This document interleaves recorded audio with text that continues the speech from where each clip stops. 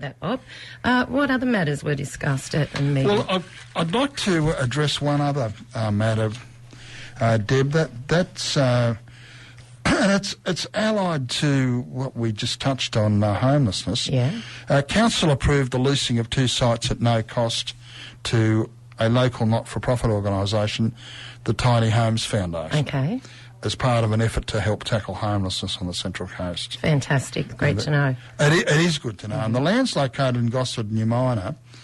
As I said, it'll be leased at no cost as part of a 2-year pilot program with the Tiny Homes Foundation. Much needed, and thank you for that. That's great news, because one in Gosford, one on the peninsula, two areas that have a big problem.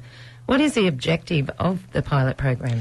Well, it's a pretty simple objective. It's to provide alternative housing for those experiencing homelessness. Mm-hmm. And you find this hard to believe, but it'll include the construction of up to 6 tiny homes and a communal space offering amenities and meeting facilities on that single block.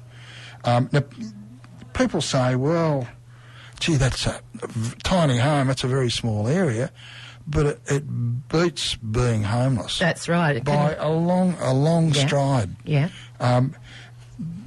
The slogan of the Tiny Homes Foundation is an interesting one. It's a pathway to independence, one tiny home at a time.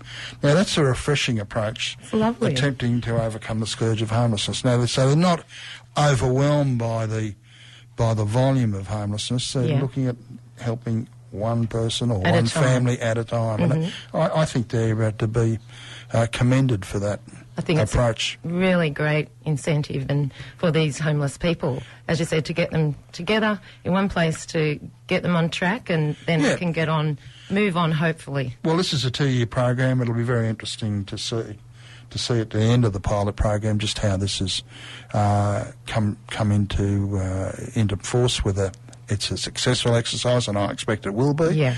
And what sort of problems have arisen and how they can be tackled in the future. That's great, and it'll probably be a thing of the future if it all works out. Well, I suspect so. The Tiny Homes Foundation is very serious about making this work. They've put a lot of time and effort into this. It's a trend that is operating currently overseas, particularly in the US. Okay. So it's not something that's entirely new. It's entirely new to Australia, though. That's great, isn't it? Right here. Right here. It's going to happen right here. And what are the most recent statistics regarding local homelessness? Well, Deb, they're frightening. These come from New South Wales Family and Community Services, and these are 2014 figures. They indicate there are around 1,000 homeless people on the Central Coast and a further 900 at risk of being homeless. That's amazing. Wow. That's their official figures. The very nature of homelessness makes it extremely difficult to keep account. That's right. On homeless people. I suspect that the figures are greater than this. So do I think so. It could be substantially greater than this, but in any event, it's not possible to accommodate all the homeless in the local refuges. So something like this is a step in the right direction to help. Because it could happen to anybody at any time. Circumstances change. Deb, there's a saying that's very true, and that's that everybody is only one paycheck away from homelessness. Exactly. And that is so true, but we don't always appreciate that. We tend to take our situation for granted. Mm-hmm. We don't take the time to understand what difficulties other people have.